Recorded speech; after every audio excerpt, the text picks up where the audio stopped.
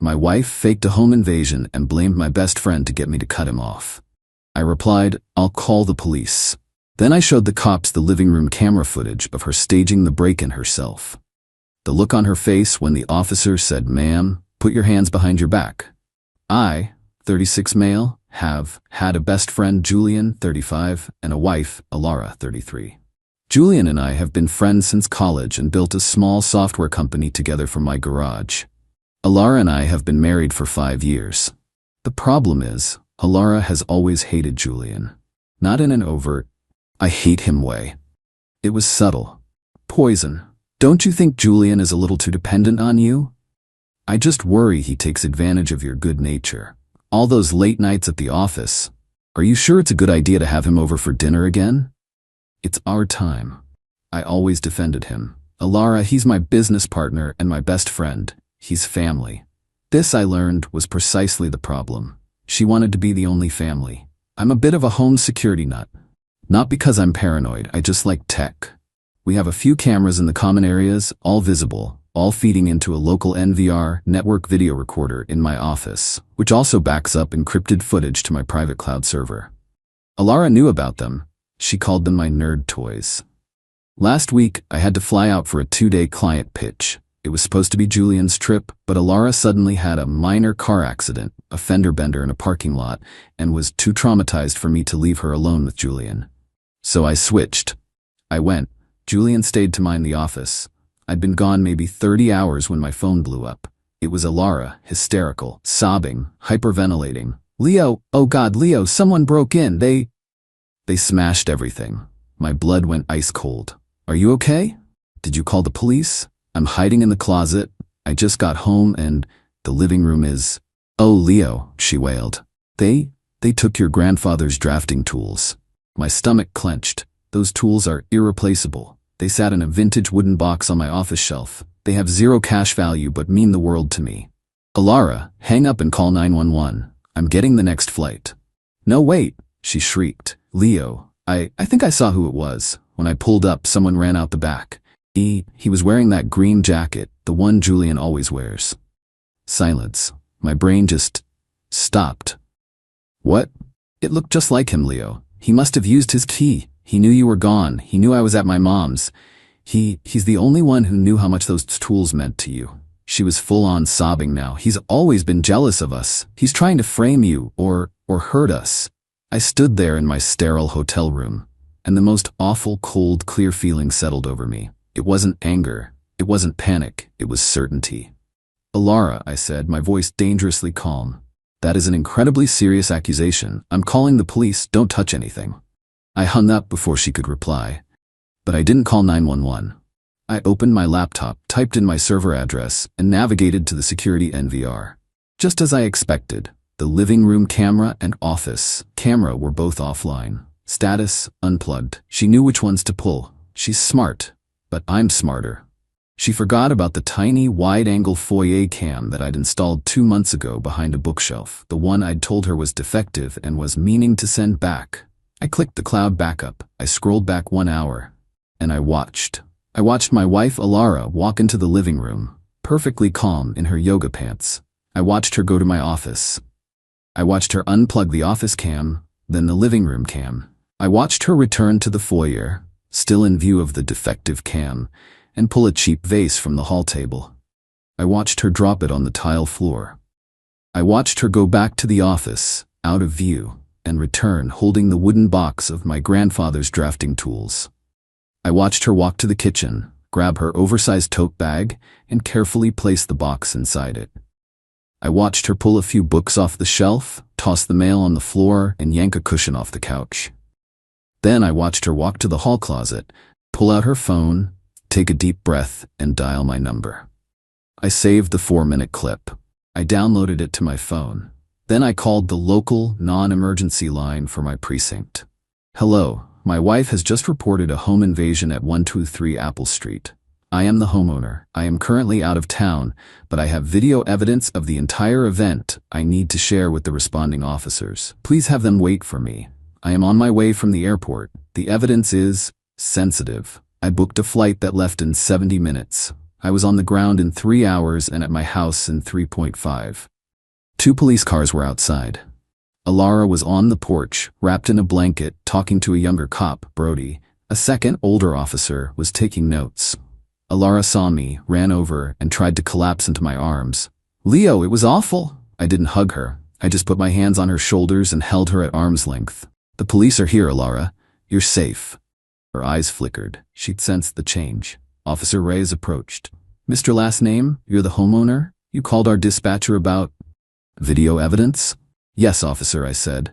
My wife has been telling me her theory about my friend Julian. Alara nodded, tears welling. I saw him, officer. He ran right past the window. I see, Ray said, writing. That's a felony charge, ma'am. Burglary. You're sure you're willing to testify to that? Absolutely, Alara said, puffing up with indignation. He's a horrible person. Okay, I said. Officer, before you go knocking on my friend's door, could I show you this? It's from my foyer camera, the one my wife and the intruder apparently missed. I pulled out my phone. Alara's face went white. A camera? What camera? Leo, what are you? The defective one, honey. I guess it fixed itself. I hit play. Reyes and Brody huddled around my phone. Alara stood frozen, her mouth slightly open. They watched the whole thing. The vase, the office trip, the tote bag, the staged mess, the phone call from the closet. Brody's eyebrows disappeared into his hairline. Reyes finished watching, let out a long, slow sigh, and looked up. Not at me, at my wife. Alara Last Name. No, Alara shrieked, her voice cracking. That's a fake, a deep fake. Leo, you did this. You and Julian. You're framing me. Ma'am, Officer Reyes said, her voice flat. I'm looking at a time-stamped, encrypted file from a private security server. He's been on a plane. You're here, on video, committing a crime. Or several, actually. What crime? I was just cleaning. Ma'am, Reyes said, cutting her off. She was done. Filing a false police report is a serious offense.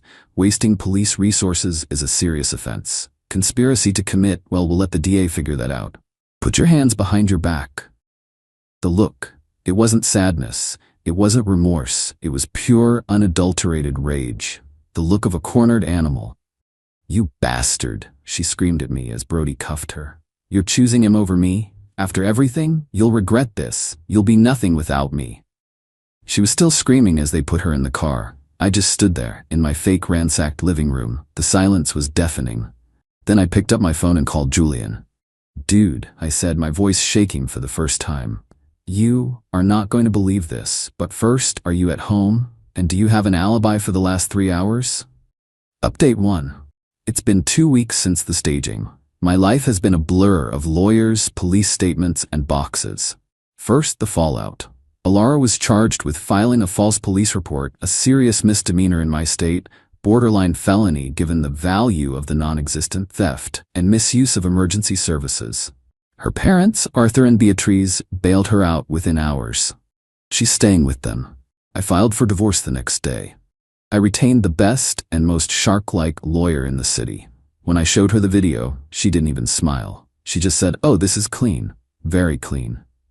I had a locksmith change the locks and reset all the garage codes within an hour of her arrest. My lawyer immediately filed for an emergency motion, granting me exclusive use of the house, premarital asset bought and paid for by me before I ever met her, which the judge signed off on instantly given the circumstances, i.e. wife faking a crime.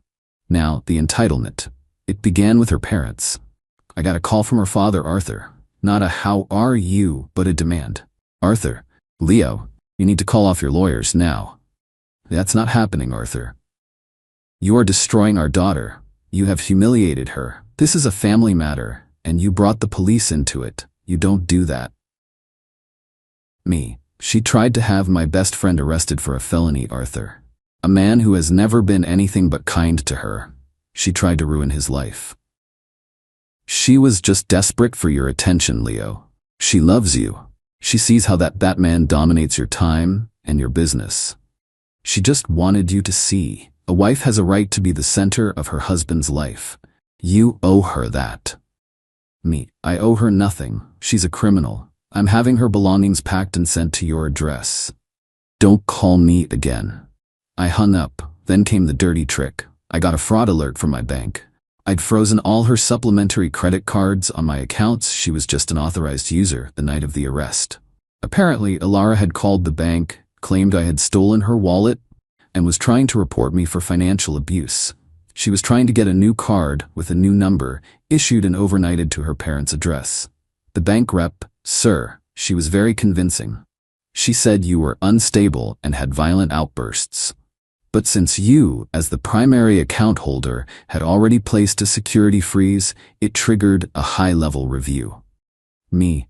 Please note on the account that she is not to be trusted, that she is currently facing criminal charges, and that any attempt to access my accounts is fraudulent. I forwarded that little tidbit to my lawyer, who added it to the growing Alara's bad faith actions file for the divorce. Julian is rattled. He had to give a formal statement to the police, confirming he was at the office. Security badged entry logs confirmed it, lol, and had no knowledge of any of this. The police found my grandfather's drafting tools in the tote bag in the trunk of Alara's car, right where I told them it would be. They're still in evidence pending the trial. I can't even get them back yet. That, more than anything, makes me furious. Now, Alara's legal strategy is something. Her lawyer is trying to claim extreme emotional duress. She's painting me as the villain. Her claim, I was a cold, unavailable husband who was emotionally abusive through my codependent relationship with Julian. She's arguing that she's the real victim, and that the video was taken without her consent, and is inadmissible. My lawyer just laughed. It's a common area, not a bathroom. It was for security, not voyeurism. And the charges aren't for what she did on the video, the staging. The charges are for lying to the police, which she did, verifiably, after the video was taken. She's toast. This is a mess. I'm sleeping in the guest room because I can't stand being in the master bedroom. I'm packing her stuff myself. Found a stash of receipts for hotels and dinners. All for one. Or so they say. My lawyer's looking into it. She really thought she could get rid of Julian, have me all to herself, and I'd just... What? Thank her? The delusion is staggering. Update 2. It's been a month. The entitlement has, as one of you predicted, gone supernova and achieved a kind of toxic godhood. First, the flying monkeys. I'm not on social media much, so she couldn't do a public smear, plus her lawyer probably told her not to, given the criminal charges. So, she's unleashed her friends personally. I've gotten a dozen texts and calls from numbers I don't recognize, all from her friends and some of our mutuals, giving me the same script. Leo, you're being so cold. She's a victim. She just made a mistake. Are you really going to ruin her life over one mistake? You know, Julian always had a weird vibe. Are you sure he didn't do something to provoke her? And my personal favorite from her maid of honor. Don't you know women just do things like this when they feel unheard? She was just crying out for help. You should be in therapy with her, not in court against her. I replied to that one. She cried help by trying to send an innocent man to prison. Blocked. My block list is now impressively long. The divorce battle. Alara is now, and I am not joking, demanding the house, my premarital asset, half of the business, claiming she was an unpaid emotional support partner and consultant, LMAO, and $10,000 a month in alimony. My lawyer's response was, "This is a kitchen sink demand. It's what desperate people with zero leverage do. We will respond accordingly." Accordingly meant a counterfiling for her to pay my legal fees, citing her criminal conduct and bad faith fraud attempts. But that's not the dirty trick. This is what sent me over the edge. Julian has a 7-year-old daughter, Maya, from a previous marriage. He's a fantastic dad. Last Tuesday, Julian got a knock on his door. It was Child Protective Services. An anonymous tip was called in. The tipster claimed Julian was emotionally unstable, had violent associates, that's me, I guess, and was bringing strange men around his daughter. That's also me. They claimed he was leaving Maya alone at night to go conduct business. At odd hours. Julian was, and is, terrified. This is his daughter. He had to submit to interviews, a home inspection. Maya had to be interviewed by a social worker at her school. It was humiliating, invasive, and horrifying for him. I was livid. I knew in my bones, it was Alara. This wasn't just trying to ruin my life anymore. She was now attacking Julian's child to punish him for existing and to punish me for supporting him. I called my lawyer. She's going after Julian's kid. My lawyer for the first time sounded angry. This is criminal harassment, and it is spectacularly stupid. We file for an emergency restraining order. Now, and I'm calling the district attorney. The Revenge Part 1. My lawyer immediately contacted the DA handling Alara's false report case. My client's ex-wife, your defendant, is now engaging in a campaign of targeted harassment against the victim of her original false report, Mr. Julian. She has, we are certain, filed a false and malicious CPS report against him. The DA, who was apparently considering a lenient plea deal, probation therapy, was not pleased. This moved Alara from foolish, jealous wife to malicious, ongoing public threat. The DA's office immediately launched an investigation into the source of the CPS call. The Revenge Part 2. Simultaneously, my lawyer had one of his partners draft a civil suit, Julian v. Alara, last name. The suit is for defamation, for the original burglary claim, malicious prosecution, and intentional infliction of emotional distress, for the CPS call. This is no longer just my divorce. This is a separate, massive lawsuit from Julian seeking significant damages for the attack on his reputation and his family. The fallout. The CPS case was, of course, closed as unfounded within 48 hours. Julian is a model father, and the claims were transparently absurd. But the stress and fear are real. Alara's parents called me, screaming this time. Arthur, a lawsuit? You're suing her? She has nothing. You're trying to take our money. You should be proud. Your daughter just escalated from a liar to a child endangerer. She tried to take Julian's daughter. So yes, we are going to take everything. You're a monster, Leo. A monster. No, Beatrice, I'm just the guy holding the camera. Your daughter is the one staging the horror movie. You're all going to have to watch it. I hung up and blocked their numbers too. Julian and I met last night. He looked exhausted. I'm sorry, man, I told him, and my voice cracked. I'm so sorry. I brought this person into our lives. I should have seen what she was. Julian just looked at me. You didn't. She fooled you. She fooled everyone. But she's not fooling anyone now. We finished this. Together. She crossed a line. A big, bright, uncrossable line. She went after a kid. No more mercy. No more holding back. My lawyer is cleared to burn it all to the ground. Final update. It's been 6 months. It's over. Here's how the house of cards Alara built finally came down. The criminal case, the DA's investigation into the CPS call, was the kill shot. They subpoenaed the records for the anonymous call. It came from a prepaid burner phone app, but the app was purchased on an iTunes account, which was registered to Beatrice, Alara's mom.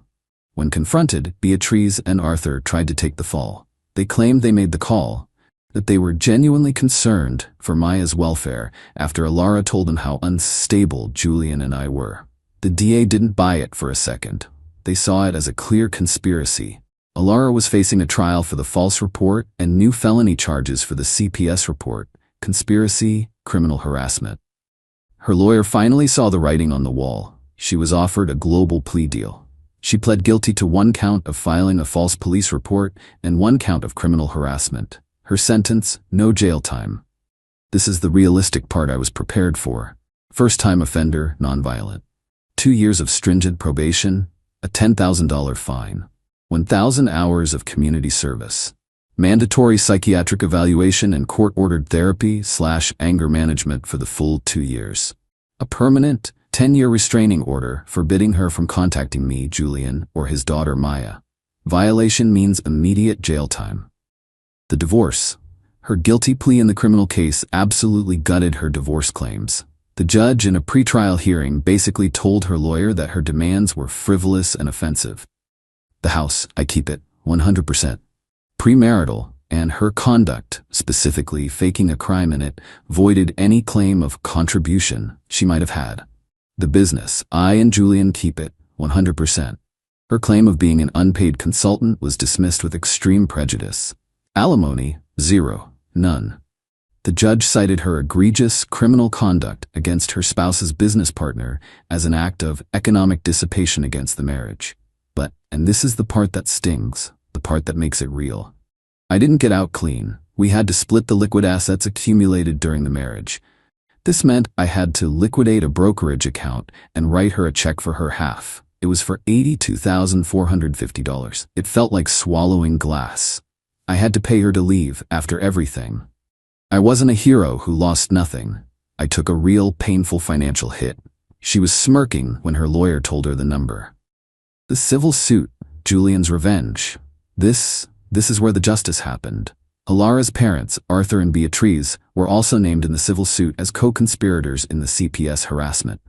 They were facing a public, humiliating trial. Their lawyer advised them to settle, quickly. They settled out of court. The evidence, the guilty plea, the iTunes trace was undeniable. The settlement amount? $100,000. $80,000 of it went to Julian for legal fees, damages, and therapy for him and Maya. The other $20,000 was a mandated, court-overseen deposit into a college trust fund for Maya, which Alara and her parents are forbidden from ever touching.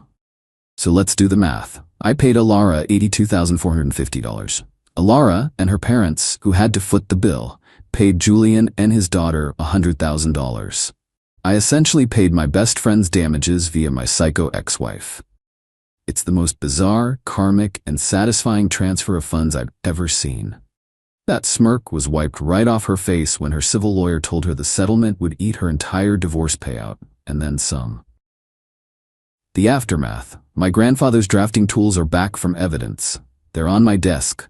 They look the same. Julian and I are fine. The business is fine. His daughter is fine. Our friendship is obviously stronger than ever.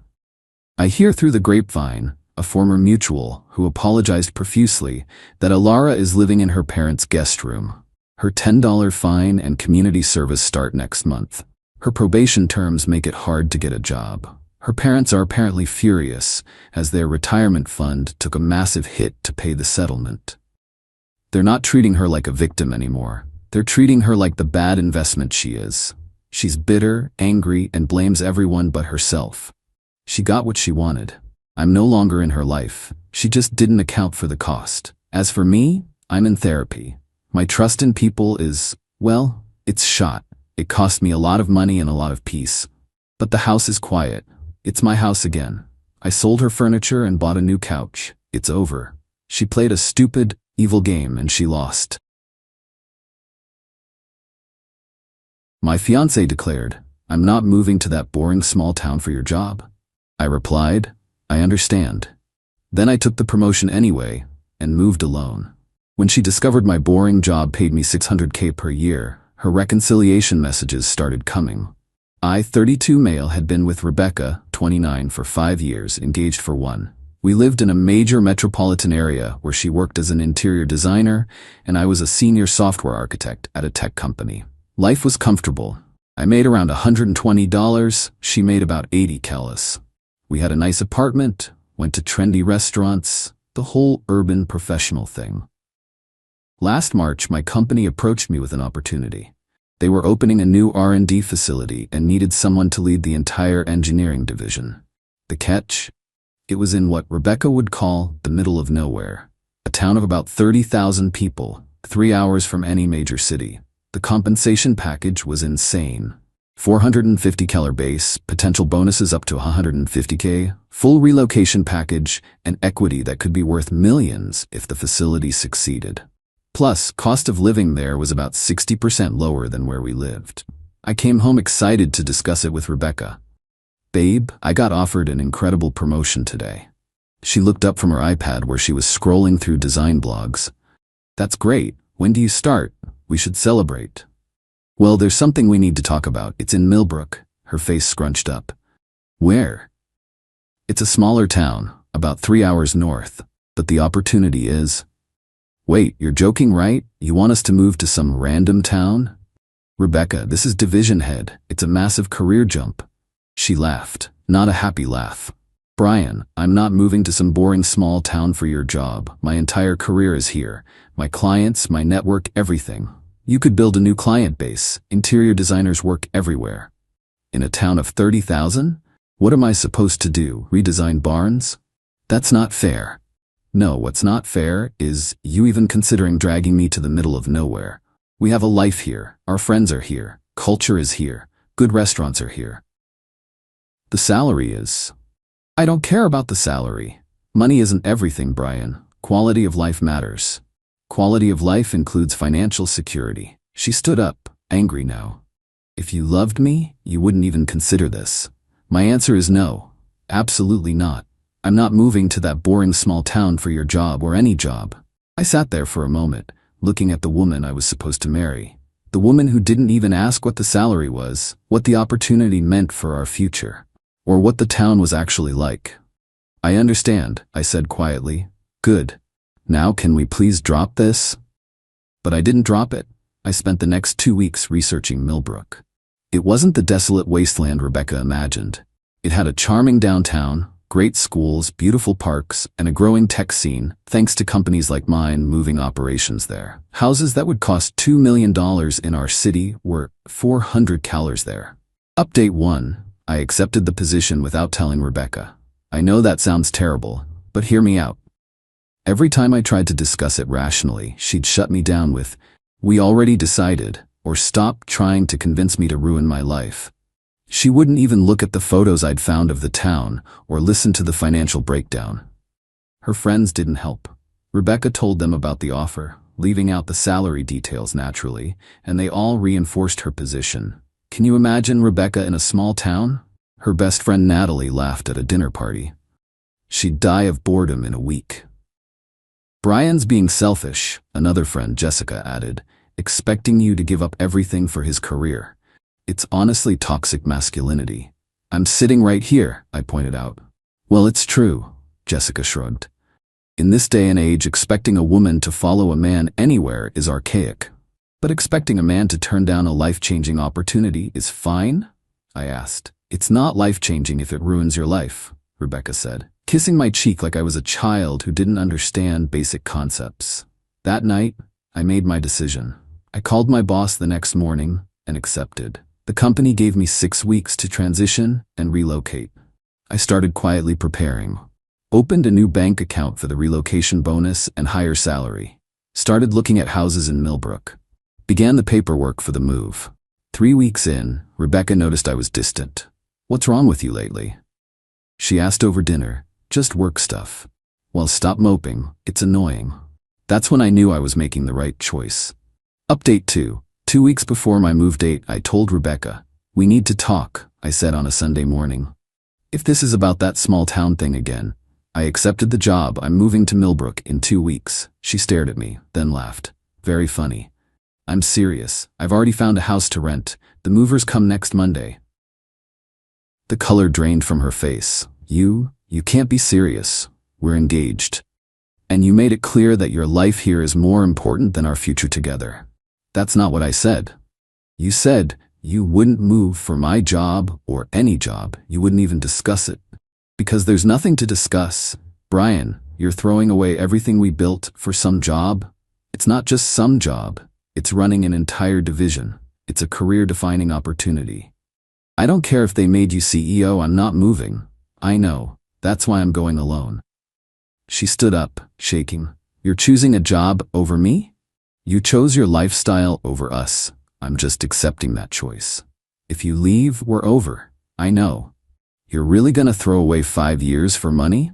I almost told her about the $600 total compensation then. Almost. But I realized it wouldn't matter. She'd made her decision without even asking about the money. She didn't care about our financial future, only about maintaining her current lifestyle. It's not about money. It's about respect. You didn't even consider my opportunity. You just declared your decision and expected me to fall in line. Because I thought you loved me. I do love you, but I also love myself enough not to sacrifice my entire future because you think small towns are boring. Update 3. The next 2 weeks were hell. Rebecca cycled through every emotion possible. First, anger. She threw my clothes out of our closet, told all our friends I was abandoning her, posted cryptic messages on social media about narcissistic men who only care about money. Then bargaining. "What if you commute? 3 hours isn't that bad. You could come home weekends." "Rebecca, that's not sustainable." "Then I'll visit. We can do long distance. You just said if I leave, we're over." I was emotional. "We can make it work." "Can we? You won't even visit the town to see it." Then depression. She'd cry constantly, telling me I was ruining her life, that she'd never love anyone else, that I was making a huge mistake. Finally back to anger when she realized I wasn't changing my mind. Moving day came. Rebecca stayed at Natalie's house. She'd already blocked me on everything except email. Needed that for logistics of getting off our shared apartment lease. The drive to Millbrook was peaceful. For the first time in weeks, I could breathe. The town was even better than the pictures. My rental house was a beautiful 3-bedroom Craftsman with a yard, something we could never afford in the city. My new office was state-of-the-art. My team was brilliant and excited. I started my new position and dove into the work. The responsibility was intense but exhilarating. I was building something important, leading a team of 50 engineers, making decisions that would affect the company's future. Update 4. Life in Millbrook was good. Really good. I joined a local gym, made friends with neighbors, found great local restaurants. Yes, they existed. The town had a thriving community, farmers markets, local festivals, outdoor concerts in the summer. My work was going exceptionally well. We'd landed a major contract, and my first quarterly bonus hit $40,000. My total compensation for the year was on track to hit $600. I bought a house, not rented, bought. A gorgeous 4-bedroom colonial on 2 acres for $425,000. In our old city, it would have been worth $3 million easy. Then the messages started. First from Jessica. Hey Brian, hope you're doing well. Random question. Rebecca said you took a new position? She's being weird about it. Is everything okay? I didn't respond. Then Natalie. Brian, can we talk? Rebecca's been struggling. Maybe you two should talk things through? Also ignored. Then Rebecca's mom, who I'd always liked. Brian, honey, I don't understand what happened. Rebecca says you chose your career over her. That doesn't sound like you. I did respond to her. Hi, Margaret. Rebecca decided she wouldn't even consider moving for my career advancement. I respected her choice and made mine. I hope she's well. Margaret wrote back. She didn't tell me it was a career advancement. She said it was a lateral move to nowhere. I didn't correct her. Wasn't my job to manage Rebecca's narrative. Update 5. The dam broke when I posted a photo on LinkedIn. It was from our division's launch party for a new product. Just a professional photo of me with my team, captioned, "Proud to lead this incredible engineering division as we launch Project Phoenix. Amazing what we've accomplished in just 6 months at our Millbrook facility." My LinkedIn exploded. Former colleagues congratulating me, industry connections reaching out. And then, Rebecca's email. Division head, when were you going to tell me you were a division head? I didn't respond. 2 hours later, Brian, please, I just saw the announcement. Your company's website says the division head position, the salary range, is this real? Still didn't respond. The emails kept coming. I looked up the house you bought. It's beautiful. Jessica drove through Millbrook last week. She said it's actually really nice. I made a mistake. Please talk to me. I love you. I'm sorry. We can work this out. Then Natalie started. Brian, Rebecca just told us about your actual position. We had no idea. She made it sound like you were taking some random job in the middle of nowhere. Hey, I owe you an apology. Rebecca wasn't honest about your opportunity. Division head is incredible. Congratulations. Even some of Rebecca's male colleagues reached out, having seen the LinkedIn post, and connected the dots about why we'd split. But the best message came from Rebecca's dad, who I'd barely heard from during our relationship. Brian, my wife told me what happened. I run a small construction company, so I understand business decisions. You made the right call, son. Don't look back. P.S. Rebecca didn't know I was reaching out. She also didn't know I knew about your promotion. Margaret and I are disappointed in how she handled this. Update 6. When I didn't respond to Rebecca's emails, she escalated. First, she tried going through my family. My mom called Brian. Rebecca called me crying. She says she made a terrible mistake. She made a choice, Mom. So did I. But she wants to work it out. There's nothing to work out. She made it crystal clear that her life was more important than I accepted that. People make mistakes. Mom, she didn't make a mistake. She made a decision. She's only regretting it now because she found out how much money I'm making. How much are you making? Including bonuses? About $600. Silence. Then, oh my, and she didn't know? She didn't ask, didn't care, said money wasn't everything. I see. Well, you know, I always thought she was a bit materialistic. Now you tell me. Rebecca tried flying to Millbrook. Yeah, she actually showed up. I was at a coffee shop downtown on a Saturday when she walked in. She looked different. Designer clothes replaced with jeans and a simple sweater, like she was trying to look small-town appropriate. "Hi, Brian. Rebecca, how did you find me?" "Your neighbor told me you come here on Saturdays." "You talked to my neighbors?" "I had to. You wouldn't answer my emails. Because we have nothing to discuss." "We have everything to discuss. Brian, I love you. I made a mistake." "You didn't make a mistake. You made it very clear that moving here would ruin your life." Direct quote. "I didn't know." "Didn't know what?" "How much money I'd make. What the town was like. You didn't know because you didn't care to ask." "That's not fair. Rebecca, you called me selfish. You let your friends call me toxic. You said I was choosing money over you. You threw my clothes out of the closet. I was upset. And now you're here because you found out I'm making $600. That's not why." "Really? Then why didn't you come 3 months ago? 6 months ago?" I needed time to think."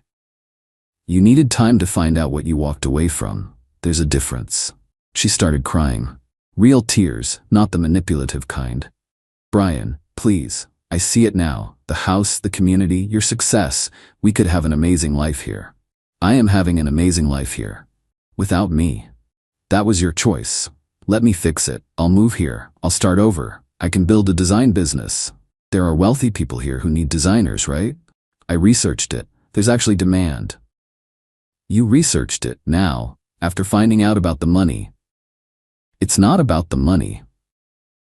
"Rebecca, 2 weeks ago you posted on Instagram about small-town people with small-town minds. You were talking about here, weren't you?" She went pale. "You saw that?" "Natalie sent it to me. She thought I should know what you were saying." I was bitter.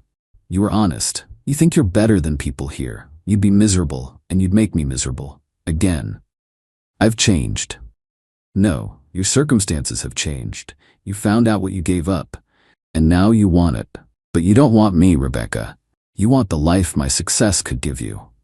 Update 7. When emotional manipulation didn't work, Rebecca went legal.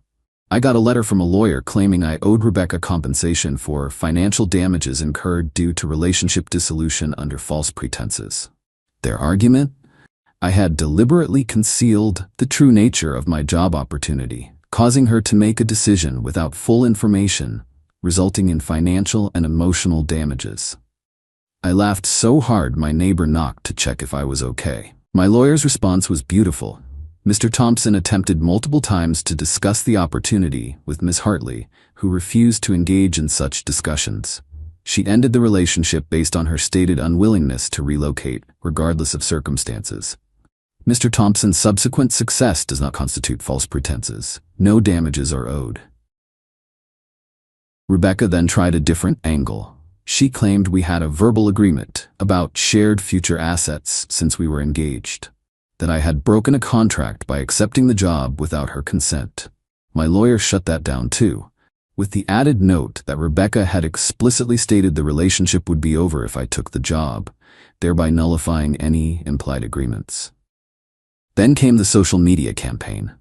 Rebecca started posting about financial abuse in relationships, and how withholding financial information is a form of manipulation. She never named me directly, but mutual friends knew. It backfired spectacularly. One of her ex-colleagues commented, "Didn't you refuse to even discuss the job with him?" Another wrote, "Girl, you literally said you didn't care about the money." The best response came from, surprisingly, Jessica. "Rebecca, I was there. You shut him down every time he tried to talk about it. This isn't financial abuse. You made a choice without getting all the information. Own it." Update 8. It's been a year since I moved to Millbrook. The facility is thriving. My team just launched a product that's revolutionizing our industry. My total compensation this year hit $625K with bonuses. I bought a second property, a cabin by the lake, 20 minutes from town. Started dating someone, Amy, a local veterinarian, who's smart, funny, and thinks designer labels are a waste of money that could go toward animal rescue. Rebecca's still in the city. From what I hear through the grapevine, she's struggling.